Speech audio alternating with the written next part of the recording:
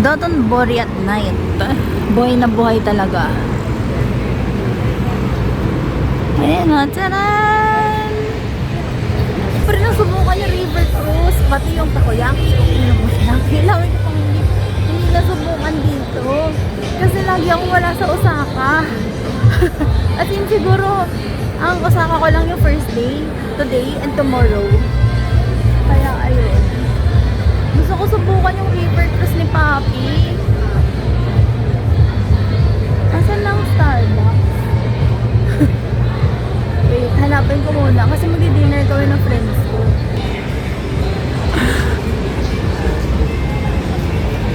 Gusto ko rin kumain sa mga ganito.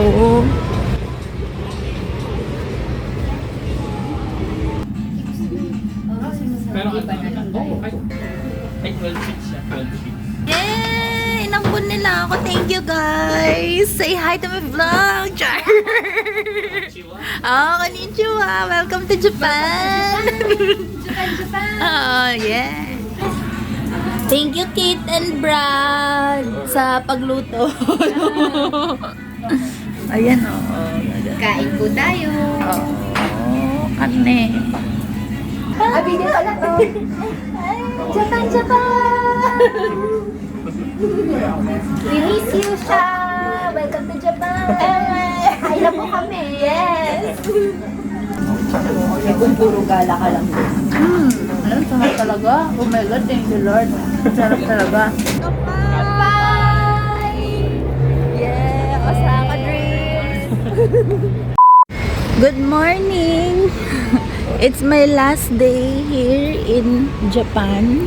Babalik na ako ng Pilipinas.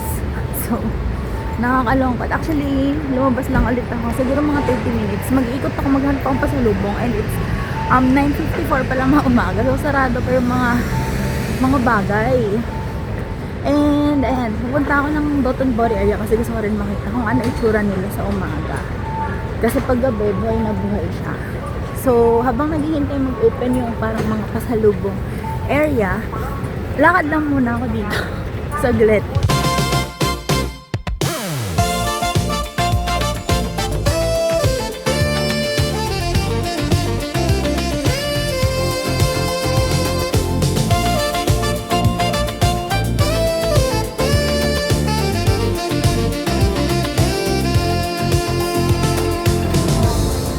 Umaga, nakabili na ako ng pasalubong sa Golion.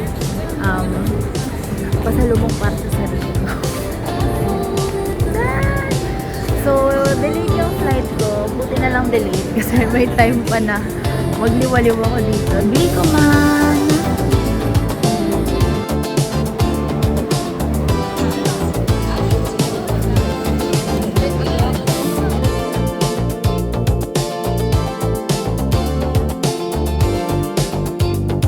Yan, tikman natin tong takoyaki dito.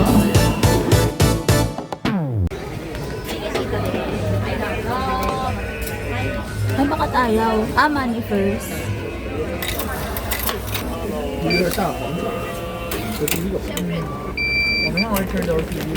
Ay, arigatou gozaimasu.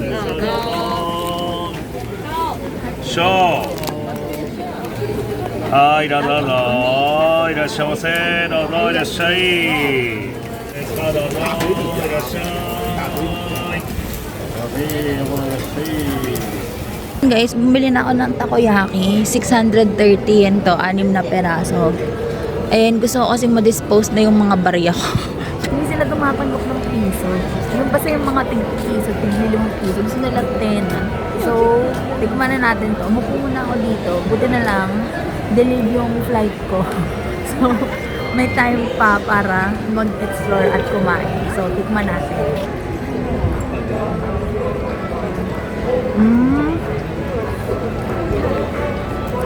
Ang sarap. Mas masarap to kasi dun sa takoyaki na kinain ko isang araw. Masarap siya. Pero medyo maasim yung sauce. Hindi siya yung matamis. Mas matamis yung sa atin dyan. Na-realize ko sobrang swerte ko na naman. Kasi on a random Thursday, andito ako sa may Dotonbori. Nakaupo sa isa sa mga upuan lang dito sa kalsada at kumakain ng takoyaki, which is, syempre, diba, thankful dahil isipin mo, kumakain ako ng takoyaki ngayon sa mismong Osaka. kung saan, dun yung pinagmula na itong food na to. So, nakakatuwa na parang papapa-reflect ka talaga na thankful ka sa mga na-experience mo ngayong lifetime. Parang ganun yung pakiramdam ko. And lalo na patapos na tong trip ko ngayon. So, ayun na naman, nasisenti na naman ako na parang ayoko nang umuwi o kaya sana magkaroon din ng mga ganitong opportunities sa atin sa Pilipinas na napaka-accessible ng lahat ng bagay. Hindi masyado malaki yung gap sa mga mayaman tsaka sa mga mahirap. Though, alam ko naman na hindi lahat ng tao okay dito. Pero I mean, kumbaga may means na yung binabayaran mo is may value talaga. Ayan, huwag kayong malilito. Kasi meron din palang train doon sa kabila.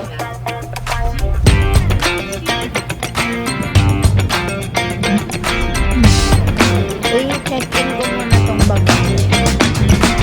A few moments later. Grabe. As in, super hindi ko na makakalimutan talaga tong Osaka trip na to. Naiwan ako ng aeroplano.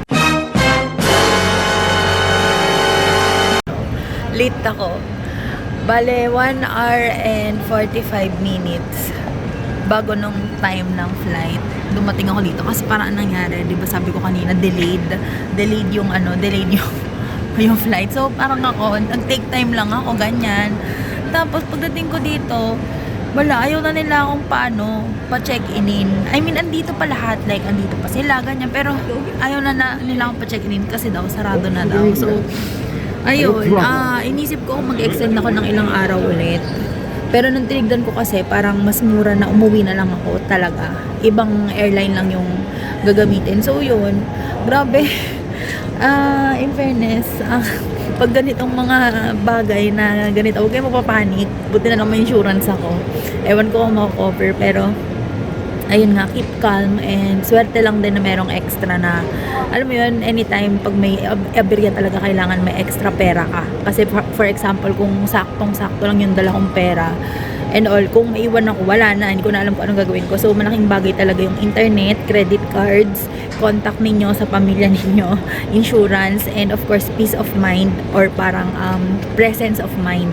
Yung tipong kahit na under pressure ka, makakapag-isip ka pa rin ng maayos. So, ngayon ang gagawin natin, wala naman to sa plano, di ba? Wala naman to sa plano.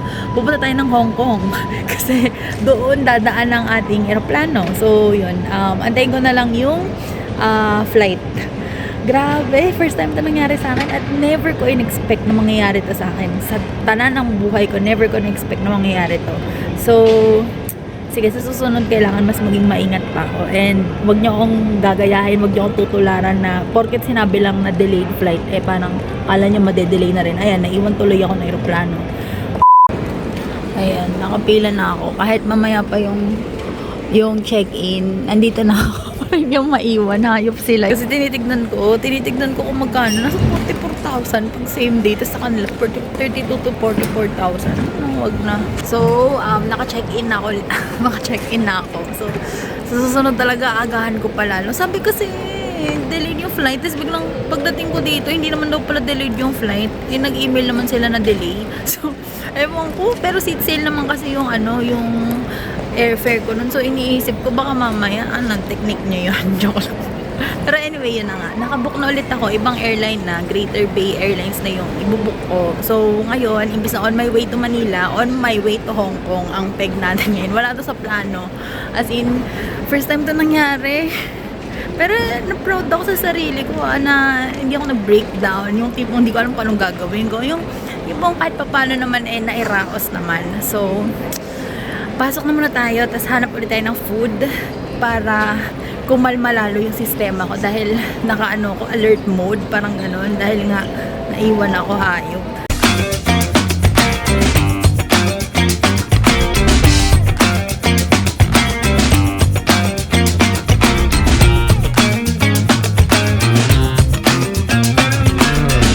Hong Kong, saan yung akin?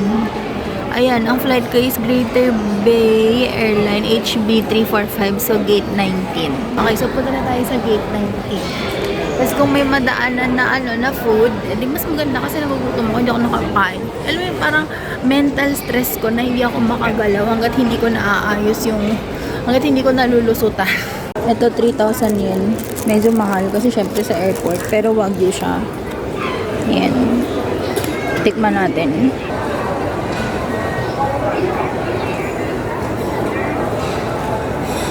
Solo travel pa more.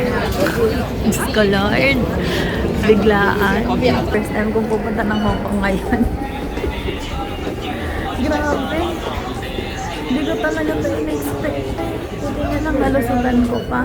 And yun nga, lesson na talaga to. Wag nang magpapakampante na porket nagsabi delay, madedelay talaga sila. Dapat kahit sabihin delay, agaan pa din pala. Nako. Fairness, ang laki. Ang laki niya. Ganda. Perfect. Nagustuhan ako.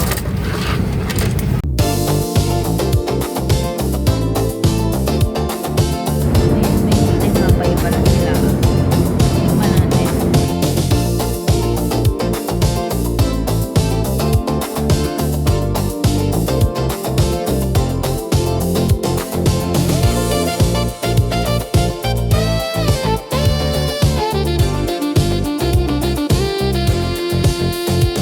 Bababa na nga na ng aeroplano. Ano pa, nasira pa yung hagdan, guys. Ano ba? Tagal namin. Siguro mga 30 minutes kami nandito. Mamaya maiwan na naman ako ng airplane. Grabe adventure ngayon. Ay, nako. Nasira pa yung hagdan ng aeroplano. Sana wag akong maiwan. Kung hindi, Diyos ko Lord.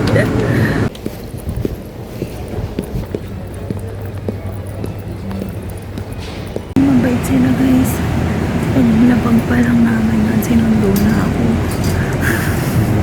Sinundo ako ni Kuya, tapos ginaid niya ako sa natadaanan doon. Kasi ang laki pala dito. So ngayon, lilipat na kami dun sa may parang boarding area.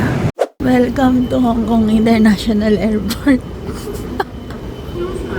Nahulog na langit si Kuya. Sinundo niya ako, tapos dinala niya ako dito. Kasi kung hindi niya ako nagdalhin, hindi na naman ako aabot sa flight. Diyos ko Lord. Ewan ko, sobrang adventure. Solo travel pa more.